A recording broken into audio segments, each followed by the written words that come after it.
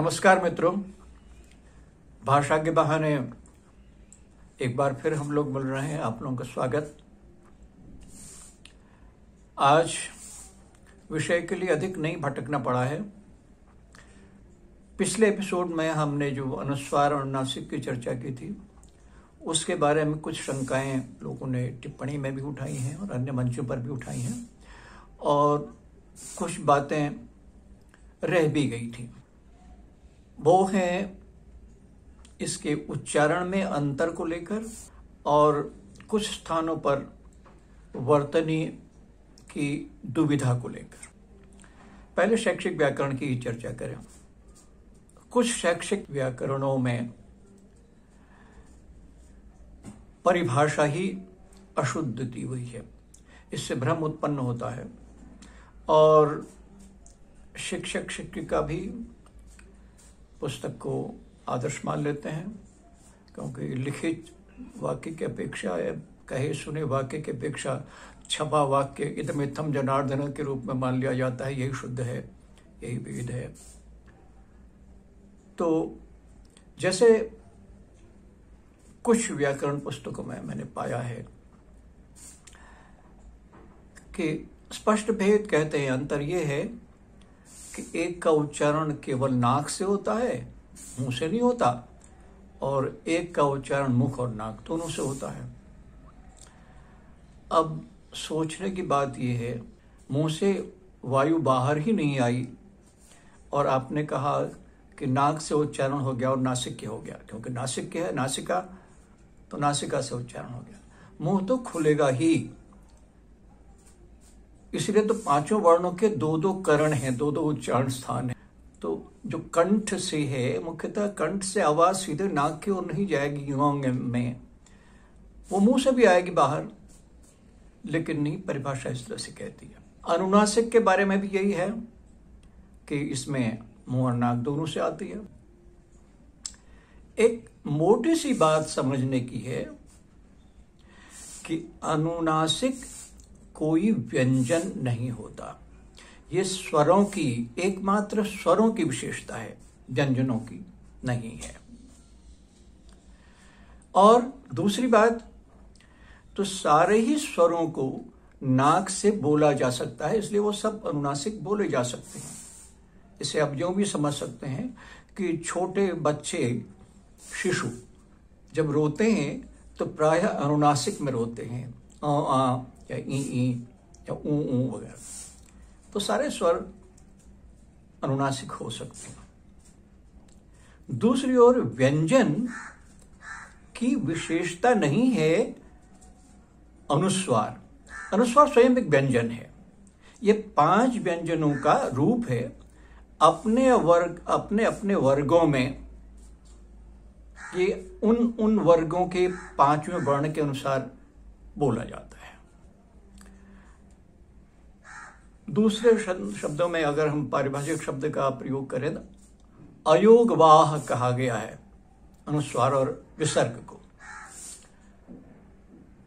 माने इसमें न स्वर की विशेषता है न व्यंजन की। अनुस्वार ये स्वर के बाद बोला जाता है।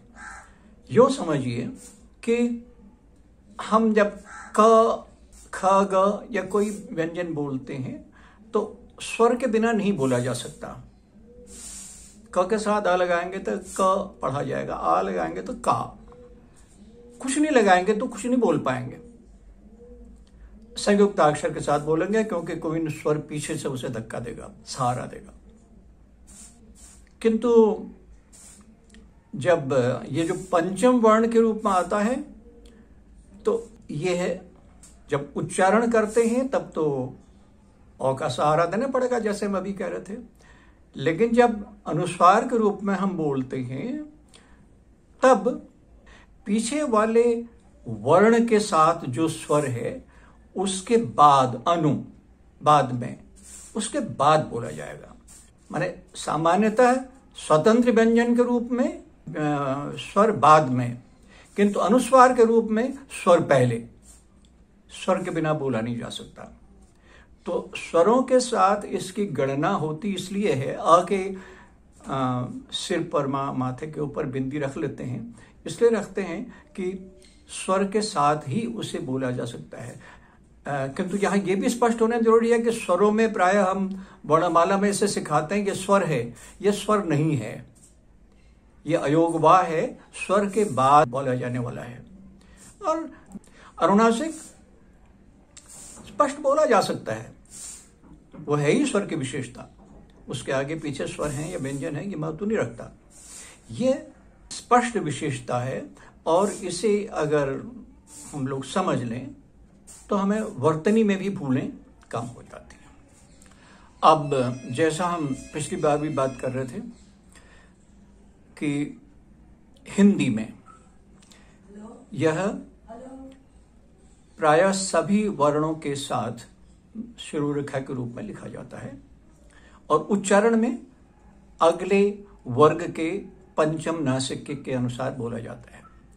और यह विधि, यह पद्धति कुछ दक्षिणी भाषाओं में भी है, तेलुगु और कन्नड़ा में, उनको भी सुविधा होती है। हमने ये भी चर्चा की थी कि सीखने सिखाने के लिए सरल है, किंतु संस्कृत में ऐसा नहीं है। संस्कृत में अनुस्वार केवल अंतस्थ और ऊष्मों के साथ आता है, माने य लव और श श स ह। बाकी के साथ अनुस्वार को वो उसी वर्ग के पंचम वर्ण के आधे अक्षर के साथ लिखते हैं। और हिंदी में उसमें उन असुविधाओं से बचने के लिए हिंदी में नागरिक उच्चारणी सभा ने भी स्वीकारा और मानक पत्र ने भी ये संस्तुत किया है, लेकिन मनमानी अभी चल रही है। किंतु कुछ आगत शब्दों के साथ, मैंने कहा था कि आगत शब्दों के साथ अधिकांश में अगर बिंदु हम लगा देते हैं तो हमें सुविधा होती है, क्योंकि आगत शब्दों में अरबी, फारसी, अंग्रेजी से आए हुए या हमारे देशज तद्भव शब्दों में हम उसे पंचम वर्ण से लिखने में हमें असुविधा होती है। जैसे हमें पैंट कहना हो, टैंक कहना हो। अब टैंक या पंजा, इस तरह हम टैंक को ण से लिखें या न से, बल्कि कुछ भाषा वैज्ञानिक भी और अन्य भी सर्वत्र न लगा देते हैं आधा। पैंट, टैंक, लंदन इत्यादि में। लेकिन उनसे पूछा जाए कि अगर टवर्ग के साथ न का उच्चारण हो ही नहीं सकता, आप ऐसा लिख कैसे सकते हैं? लेकिन पद्धति चल रही है, इसलिए भी सर्वत्र अगर हम बिंदु से लिखें तो वो अधिक सुविधाजनक भी है, वर्तनी की दृष्टि से भी, उच्चारण की दृष्टि से भी। एक और स्थिति थी जब पंचम वर्ण से पूर्व अनुस्वार हो तो उसे क्या लिखा जाए, इसकी चर्चा हम पिछली बार नहीं कर पाए थे। इसके लिए स्पष्ट नियम है, जहां ये सवर्गीय व्यंजनों के साथ है वही लिखा जाता है। किंतु अगर उसके अनुस्वार के बाद पंचम वर्ण आ रहा है तो वह अगले पंचम वर्ण का, अगले नासिक को द्वित्व से लिखेगा। सम्मानित, अम्मा, इस तरह से न वाले भी कुछ हैं, मुन्ना। इसको हम इस तरह से नहीं लिख सकते कि हम म के ऊपर बिंदी लगा दें मुंह के ऊपर, या सम्मानित में स के ऊपर अनुस्वार लगा दें, ऐसा संभव नहीं है। तो इसके लिए स्पष्ट व्यवस्था है कि इसको पंचमाक्षर से ही लिखा जाए, और ये संस्कृत में भी है।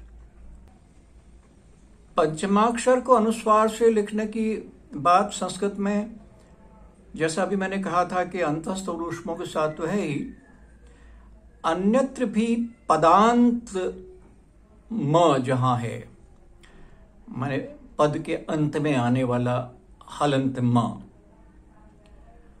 उसके लिए भी एक व्यवस्था है कि उसे अनुस्वार से लिखा जा सकता है।